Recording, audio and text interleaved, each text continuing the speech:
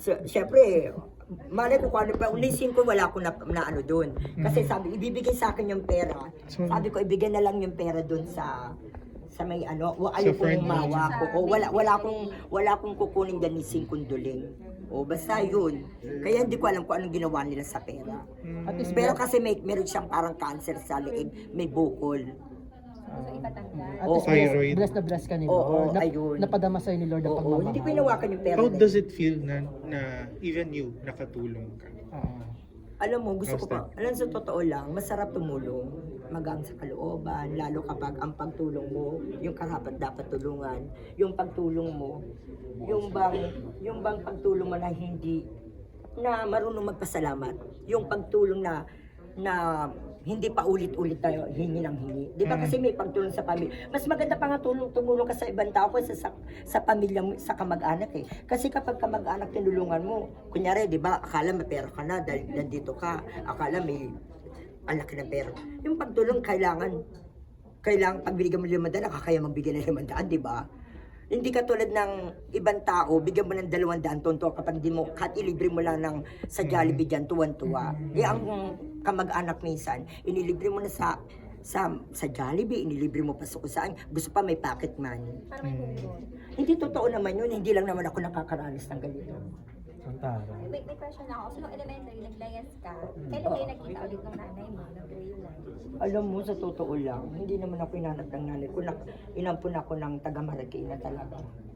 Inampun ako, sabi, di ba naglalayas ako, bata pa lang ako noon. Tapos may nagtinda ng sinyelas, matanda. Sabi ko, Lola, pwede bang nagugutom na ako, wala akong makain. Sabi sa kabilang katara, lumayas po ako. Gusto mo, doon ka muna. Doon. Tapos yung tumira naman ako doon, nagselos naman yung anak. Pag wala naglalako yung lola ng sinyelas, inaaway naman ako ng anak. Hindi ako pinapakain. Nakakakain lang ako pag dumarating yung matanda. Ang dami kong pagsubok. Marami tapos, pag naglalako ako, nagpalinda, di ba naglalako ka, pag titripang ka, bigla sila sa ako dito. Pag nagsumbong pa ako sa nanay ko, papaluin pa ako ng nanay ko. Wala akong mapagsumbungan. Ang kakampi ko lang sarili ko. Paano po kayo nagka-breakthrough? Ano yun? Paano po kayo nagkaroon ng nakaranas ng konting ginhawa? Ano sa tulong ni God, basta ikaw masipag ka, kapag alam mo mali, huwag mong gawin. Katulad ng pagbibisyo, pagsusugal, inom ng alak, kasi hindi man ako minom ng alak, di ako naninigarilyo. Siguro boyfriend, pero ngayon hindi na, kasi nababawasan yung pera ko dyan. Di ba? Tama na yung pagmahal ko sa ako lang nakakaalam, kasi pag sinabi ko mahal ko siya, nandiyan na yung Gcash di ba? Kaya, ano mo na, hindi ko na, ako tamang kilig na lang. Kapag may nararamdaman ako sa tamang kilig na lang, pero hindi ko na sinasabing mahal. Kasi, Sabihin mo, nanay mo siya talaga. Alin? Natanong mo ba sa sarili mo, bakit hindi ko ito nanay? Ganun. ano no? Nanay mo ba? Natanong mo ba sa sarili mo na baka hindi mo siya nanay? Kaya Hindi, nanay ko talaga yun. Ganun, sa mga kapatid, hindi lang naman ako ang natroma, yung iba ko rin kapatid. Kapag naglalayas ang kapatid ko, hindi rin hinahanap. Sa kapag binugbog talaga kami bugbog, hindi yung ganon. Kasi nung araw, pag ano ko talaga, kung saan ka matamaan talaga. Sa katatanggalin, titignan, yun tatanggalin, short mo. Gusto yung pet talagang gaganunin. Hindi ko alam kung anong pinagdadaanan ng nanay ko. Pero, mahal ko ang nanay ko. Mahal ko nanay ko. Kung nakita man ako na nandito ako sa Singaling, para sa kanya to. Siyempre gusto ko, kasi hindi niya ako pinagyayabang eh. Kumbaga, siguro dahil beki ako, hindi pa matalino, wala pang talent, kaya parang allergic siya sa akin. Di ba? Yung parang hindi siya proud sa akin. Kaya minsan nangangarap ako para maipagyabang ako ng magulang ko. Yung, itong anak ko, gusto ko, parang, yung gusto ko pinapalakpakan ka ng magulang, kaya wala rin magulang. Pero sa tingin mo, unang bubuhay pa. Oo naman, para sa kanya to. Ipapakita ko pa yung the best. Wow. Oo, mamahalin ko yung magulang ko na walang imbot, walang panunumbat, na ipaparamdam ko. Kahit noong pa man, kapag birthday ng nanay ko, binibili ko na regalo. Kahit elementary ko, high school, may regalo ng nanay ko, sandals, damit. Pag-iipunan ko, magtitinda ako ng pandesal. Pag mag-iipon ako, birthday na nanay ko, may birthday. Kada taon-taon yan, ako lang wala.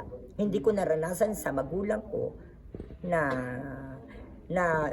binigyan ako ng mga, nagkakaroon kami damit tuwing Pasko. Ganun lang. Pasko lang, pero kung talagang mapagmahal ako sa pamilya. Saka, Kung sakali man na ikaw ang papipiliin kung sino mananalo sa Singer Day this year, sino pipiliin mo? lahat Sa naman mga sila, finalists. lahat naman sila magagaling. Si Monique magaling, lahat talaga. Ayoko na mag-comment sa ganyan. Lahat sila magagaling. May iba-iba. Saka iba-iba yung mga ano nila, timpla nila eh. Kay Monique talagang pasabog, yung pag-ano nga, pasabog. Kasi dancer si Monique pero nagawa niyang kumanta. Si Nikki Valdez naman, ano yun, actress yun, pero nagawa niyang kumanta. Kaya napaka-perfect, kumbaga talaga masabi kong talented. Diba? Thank you. Thank you, Armo! Oo.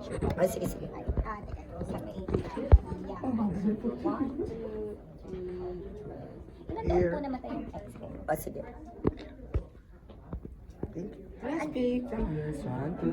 Nagmamalimos ako ng pagmamahal pero hindi mo ko minahal. Hindi mo ko minahal.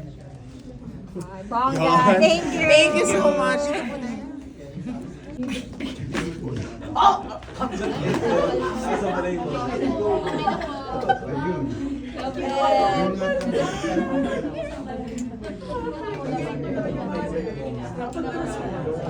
Kasi meron